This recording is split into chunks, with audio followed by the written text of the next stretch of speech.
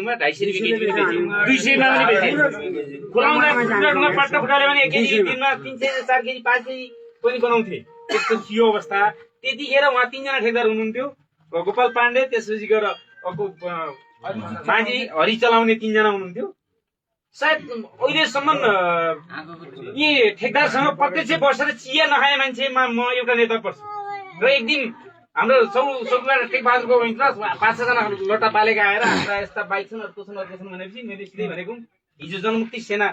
300-400 जनमुक्ति सेना आएर थर्काउँदा त थर्के होइन बाबु वया पुरा नगरी भर्ता हो भनेर थर्काएर पठाए त्यहाँ पछि भएन गोकर्ण माझी सञ्जय राणा नाता कता जोड्नु भएको मलाई पुसाइ भनेर दर्शन हुनुहुन्थ्यो अरूको कुरामा ठिक छ सिस्टम तरिकाले चल्छौ मलाई चल होइन भने अनावश्यक तरिकाले दलाली काम गर्नमा खराब तयार हुँदैन भनेर प्रत्यक्ष प्रश्न भनिसकेपछि उहाँ पनि मसँग नजिक आउनु भयो होइन हो त्यतिखेरको अवस्था त्यतिखेर जो वडाध्यक्ष पनि थिएन कति बेला सबैलाई थाहा होला वडाध्यक्ष हुँदैन थिए 74 भन्दा अगाडि त वडाध्यक्ष थिएनन् नि किनभने हाम्रो 54 मा चुनाव भएको 54 मा चुनाव गरेर भरतताल अध्यक्ष हुँदाखेरि त्यतिखेर यो सिस्टम अनुसार ठेकदार आउनु भएको थिएन 7 दल थियो त्यतिबेला 7 दल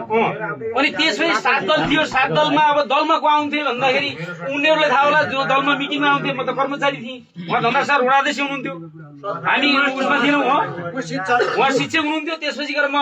कर्मचारी थिएँ हामी दलको मिटिङमा आउँदैन थियौँ दलका आउँथे दलसँगै उहाँहरूको सम्पर्क हुन्थ्यो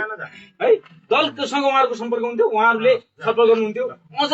गाविस भन्दा पनि बढी जीविसले हेर्थ्यो त्यतिखेरको जीविसले जिल्ला विकास समितिले उहाँलाई सिफारिस दिने उहाँलाई गर्ने सबै दिने काम त्यो गर्थ्यो तर समस्या के हो भन्दाखेरि यो काइनेट भनेको काइनेटको यो त्यतिखेर त यो चलेको चलन कस्तो भन्दाखेरि उहाँ 10 केजी यहाँ जङ्गलमा तयार गर्नुभयो भने 1 केजी छ हजुर भनेर जीविसमा जाने प्रश्न कुरा म उहाँको प्रति कामप्रति म 100% असहमत छु सुन्नु न तपाईँ नहोला तपाईँको यहाँ काम गर्ने मान्छेले गरे हामी त्यो भन्छौँ नि गोपाल पाण्डे आउनु भएर गोपाल पाण्डेले झलाउँदो खाइने लिएर जाने कुरा होइन कुरा सुन्नु परेको अनि 10 केजी तयार गर्ने जङ्गलमा त्यहाँबाट तल गाडी उसमा चुनी गएर कहाँ लिने त्यसपछि पारी जानेर 1 केजीको सिपारी बनाउने त्यही सिपारी आधार माल प्राप्त हुन्थ्यो त्यो हाम्रा साथीहरूले गर्थे भर्ता मान्छेले गर्थे जो धेरैले सुर्खेत काठमाडौँको सुर्खेतमा सम्म पनि घर लगाए त्यही हामीलाई थाहा छैन त्यसरी गरे त्यो तरिकाले गरे अनि जिल्ला विकास समितिको खातामा जान्थ्यो उहाँले आधिकारिक भोजर काट्दाखेरि जिल्ला विकास समितिको उसमा जान्थ्यो गाविसको सचिवको खाता के अरे गाविसको उसमा गाविस सचिवको खातामा गाविसको खातामा पैसा उहाँले तिर्नुहुन्थ्यो तर समस्या के भने अहिले पनि यहाँभन्दा अगाडि पनि केही दिन अगाडि पनि हाम्रा त्यहाँबाट लिने मान्छेले यहाँ त वडामा त कोही यति केजी भनेर बोकेर त यहाँ ल्याउने चल्नु छैन भनेको त्यसपछि जब 74 मा हामी स्थानीय सरकार बनिसकेपछि म आफै आइसकेपछि 74 जेठमा हामी चुनाव निर्वाचित गयौँ यहाँ लेखेको छ मेरो मिति साइन गरेको मैले बनाएको कार्यविधि यहाँ लेखेको छ 74 4 महिना 3 गते 4 महिना 3 गते मैले प्रमाणित गरेको छु गाउँसभाबाट पास गरेर कार्यविधि बनेको यो जब यो कार्यविधि बन्यो उहाँ ठेकदारहरूलाई ठुलो तनाव भइहाल्यो के भयो भन्दाखेरि मैले यहाँ 500 रेट राखेको छु 500 रेट राखेको छु अनि किलोमिटरको आधारले त्यो क्षेत्रको आधारले 3 लाखदेखि लिएर 2.5 लाख 2,25,000 धरौटी राख्नुपर्ने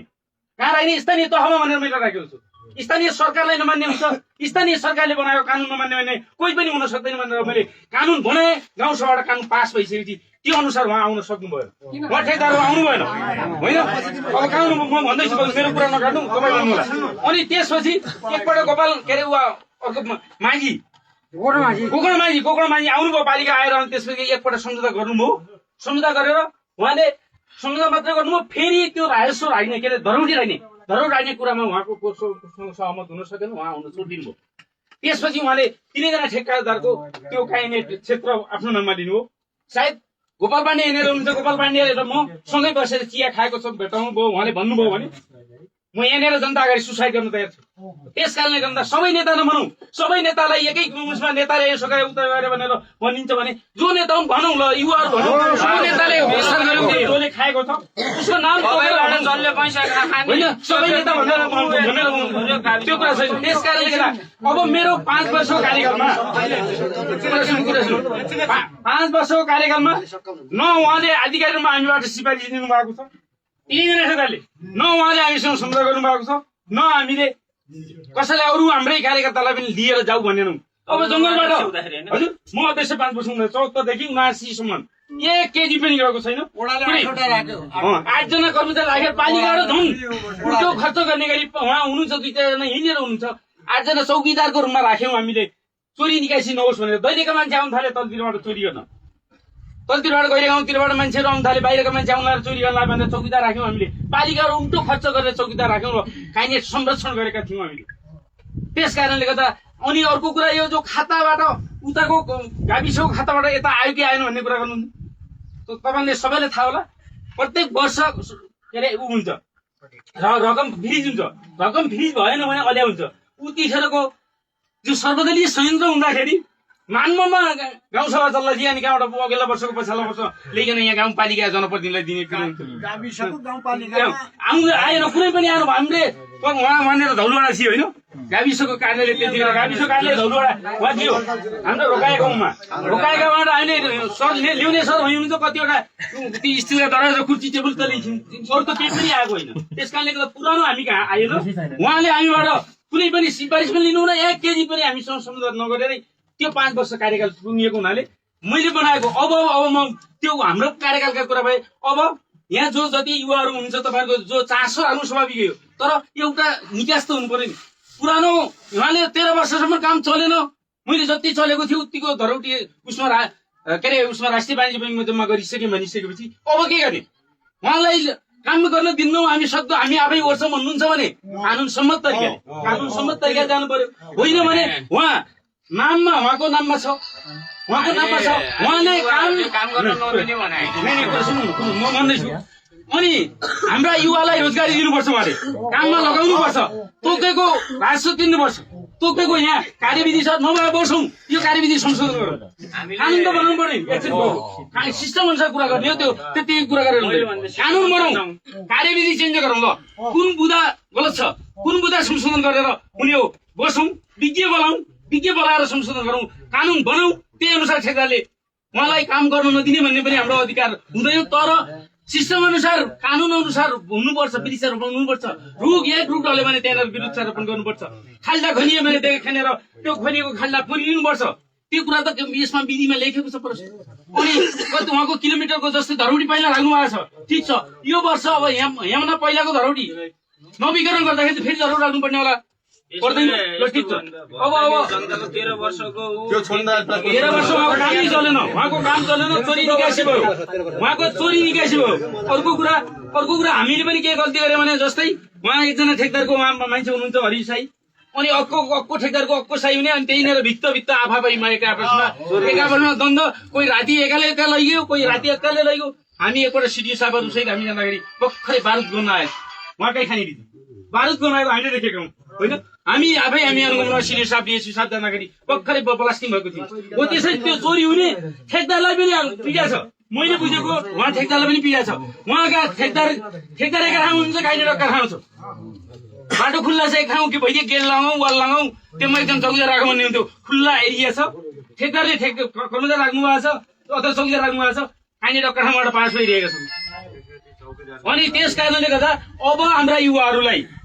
निश्चित मान्छे सबै अब भत्ताभरिकालाई सम्भव नहोला, अब काम गर्ने त्यहाँ तपाईँ प्रत्यक्ष निगरानी, तपाईँको विश्वासिलो मान्छे राख्नुहोस्, हेर्ने कति कसले खती खन्यो, अनि त्यो वेट गर्नुहोस्, यहाँ राजस्व तिर्नुहोस्, उहाँको रोजगारी उहाँको कोन्ने साथीहरूले जति कोर्नु भएको छ उहाँको ढ्याडी दिनुहोस्, त्यसपछि गएर राजस्व हाम्रो वडा कार्यालयमा दाखिला गर्नुहोस्, तपाईँ पुँजी लिनुहोस्, सामान लिनुहोस्, सकियो। अब हामी पहिलाको 13 वर्षको हामी खोज्यौँ भने सम्भावनै छैन। अहिले खण्डकालाई कहाँबाट लिएर हामीले यहाँ तैँले तेरो खातामा कति आइदियो त्यो अरूले भनेर काम गर्न त्यो सम्भावना छैन। ठिक छ, एकजना मात्रै हो भने, तर बर्मखण्ड थियो, शेरबहादुर थिए, कति सचिव चेन्ज भए हो, ती सचिवहरूको पालामा है। त्यसो भए उनीहरूले पुरानो उहाँले भनिहाल्नुभयो मेरो काम चलेन, मैले जति चलिएको थियो त्यो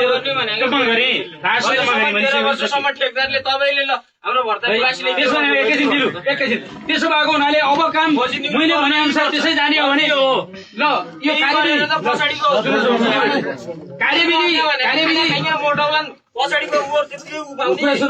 त्यही त कसले खाएको उहाँले भन्नु पर्यो नि, फलानाले खाएको मलाई खाँदै गर्नुहोस् उहाँले भन्नुहुन्छ होइन। होइन भने के हो यो कार्यविधि कि त संशोधन गरौँ, कार्यविधि अनुसार तपाईँ चल्न सक्दैन। अनि हाम्रा युवाहरूले राखेका माग एकैछिन, अब यो खानी तपाईँको नाममा ठिक छ, खानी तपाईँको नाममा, तर वन हाम्रो अस्ति केपी ओलीले किन जेल हाल्छ त पहिला गोजनीति गरेर त जेल हाल्यो त किन नगर्ने भनेको गोजनीति त्यसो भए हुनाले खानी तपाईँको नाममा वन हाम्रो समितिको नाममा भयो हुनाले समितिको अन्डरमा र स्थानीय सरकारको अन्डरमा के अरे समन्वय नगरेर काम गर्छु भन्नुहुन्छ भने त्यो मूर्खता हो त्यो सम्भावना छैन त्यो सम्भावना छैन स्थानीय सरकारसँग अनुमति लिने राजस्व तिर्ने अनि यहाँको वन समुदाय वनसँग सम्झौता गर्ने स्थानीय सरकारसँग अगाडि लाग्नुहुन्छ भने तपाईँ काम सफल हुन्छ नभए गाह्रो छ त्यति भोटबल टिपी हेरेर आफ्ना 2-4 जना कार्यकर्तालाई लाएर मात्रै सक्छु काहीँ लिन्छु भन्नुहुन्छ त्यो गाह्रो छैन। त्यस कारणले गर्दा कानून अनुसार आउनुहोस् वडा कार्यालयमा सम्झौता गरौँ पालिकामा गर्नुहोस् वडामा गर्नुहोस् त्यहाँ सबै ठाउँमा तिर्नुपर्छ भने तपाईँले एक ठाउँमा तिरे हुन्छ कति बेला होला अनि त्यसो भए हुनाले एक ठाउँमा राजस्व तिर्ने उसले गाउँपालिकाले आफै बाँडफाँड गर्छ आफ्नो 40 र 60 को आफै गर्छ 40 र 60 हुन्छ गाउँपालिका त्यही आएको पैसा पनि गाउँपालिकामा कति खर्च गर्ने वडामा कति खर्च गर्ने हुन्छ त्यो तपाईँले त्यो पहिलो नम्बरमा तपाईँ सम्झौता गर्न यो एग्रिमेन्ट अनुसार तयार हुने किनभने यदि होइन भने यो पनि संशोधन गर्नुहुन्छ भने गाउँपालिका अध्यक्ष वडा अध्यक्ष हुनुहुन्छ संशोधन गर्नुहोस् कुन दफा कुन धारा कुन कुहरू संशोधन गर्नुहोस् यहाँनिर मलाई गाह्रो भयो है भन्नुहुन्छ भने त्यो पनि आधार देखाउनुहोस् होइन 500 होइन त्यसपछि बल्ल अनि त्यसपछि तपाईँ आउनुहोस् सम्झौता गर्नुहोस् अगाडि बढ्नुहोस् त्यो तरिकाले एउटा बाटो हो नत्र पहिलाको त्यो उहाँले भन्नुहुन्छ मेरो के अरे 13 वर्षसम्म म केही काम गरिदिनु हुनु पनि 5 महिना मेरो गाडीमा कामै गर्नु भएन त्यति 5 महिनामा काम गरेर भन्न त सकिँदैन अहिले पनि सायद त्यसपछि पनि काम सुरु भएको छैन